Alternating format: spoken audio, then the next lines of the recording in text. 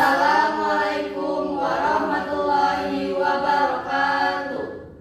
Perkenalkan, saya Regi Darmawan Saputra dan teman-teman sekelompok saya. Saya Adila Gustia. Saya Farah. Saya Fatisa Ramadini. Saya Naila Rizky Ramadhani. Jadi berdirinya kami di sini ingin menjelaskan materi tentang aturan pencacahan dan semoga materi yang akan kami sampaikan nantinya bisa dipahami dan dimengerti dengan baik. Jadi aturan pencacahan adalah salah satu materi dari peluang.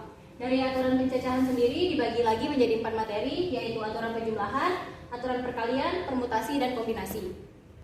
Jadi, apa itu aturan pencacahan? Kaidah pencacahan adalah suatu aturan atau ketentuan yang dipergunakan dalam melakukan perhitungan terhadap segala peluang kemungkinan yang dapat berlangsung pada sebuah eksperimen. Terkadang istilah pencacahan digunakan untuk enumerasi, yaitu proses pendaftaran atau penyajian semua unsur suatu himpunan, di mana peluang diizinkan dengan tujuan menemukan bilangan unsur himpunan hingga. Baiklah, di sini saya akan menjelaskan materi yang pertama, yaitu aturan penjumlahan. Aturan penjumlahan terjadi apabila terdapat 2 kegiatan. Misalkan kegiatan 1 terjadi sebanyak A cara, kegiatan 2 sebanyak B cara, maka kedua kegiatan tersebut akan terjadi sebanyak A ditambah B. Jadi teman-teman, kita akan memasuki contoh soal aturan penjumlahan. Departemen Matematika akan menghadiahkan sebuah komputer kepada seorang mahasiswa atau seorang dosen. Ada berapa cara memberi hadiah jika terdapat 532 mahasiswa dan 54 dosen? Cara menyelesaikannya cukup mudah, kita bisa lihat dari contoh soalnya. Terdapat 532 mahasiswa ditambah 54 dosen sama dengan 586 cara. Jadi, cara memberi hadiah komputer kepada seorang mahasiswa atau seorang dosen terdapat 586 cara. Baiklah, di sini saya akan menjelaskan materi yang kedua, yaitu aturan perkalian. Aturan perkalian terjadi apabila terdapat 2 kegiatan. Misalkan kegiatan 1 terjadi sebanyak A cara dan kegiatan 2 terjadi sebanyak B cara. Maka 2 kegiatan tersebut akan terjadi sebanyak AB. Baik, di sini saya akan menjelaskan contoh soal aturan perkalian. Contoh soalnya adalah Chandra mempunyai 6 buah kaos, 5 buah kemeja, dan 4 buah celana panjang. Tentukan banyaknya variasi pakaian yang dapat dipakai Chandra.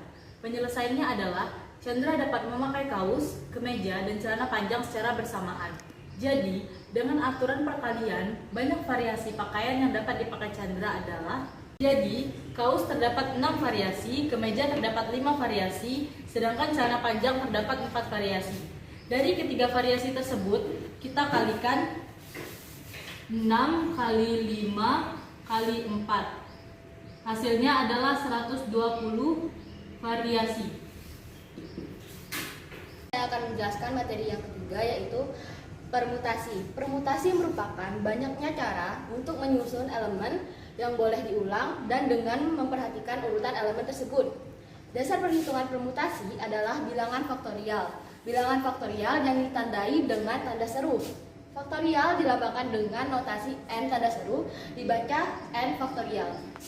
Kita masuk ke permutasi. Rumusnya adalah permutasi dari r unsur dari n unsur.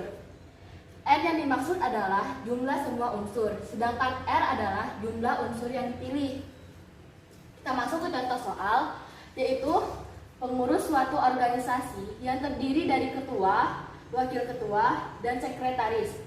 Dipilih 7 orang calon. Banyaknya cara yang mungkin untuk memilih pengurus organisasi itu dengan tidak ada jabatan lengkap adalah. Oke, di sini kita masukkan rumusnya. N adalah 7. Kenapa 7? Karena 7 orang yang dicalonkan organisasi tersebut. Kita masuk rumus, yaitu permutasi dari 3 unsur dari 7 unsur sama dengan 7 faktorial per buka tutup kurung 7 kurang 3 faktorial. Nah, di sini kita lanjutkan 7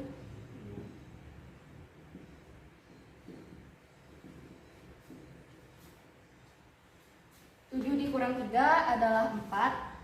Sini kita akan menulis faktorialnya.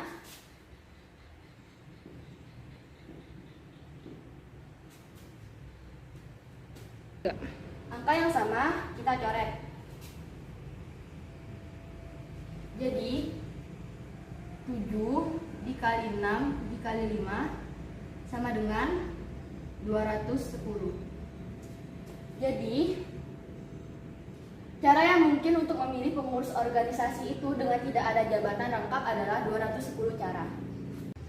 Jadi teman-teman masuk ke materi terakhir, yaitu tentang kombinasi.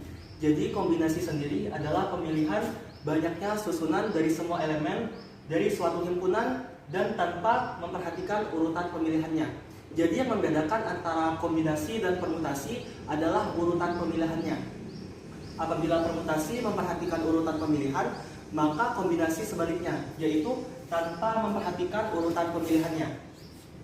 Dan karena tanpa memperhatikan urutan nilai, maka nilai AB sama dengan BA pada penyelesaian kombinasi. Baik semuanya, sebelum kita masuk ke contoh soal dari kombinasi, di sini saya terlebih dahulu ingin menjelaskan rumus dari kombinasi.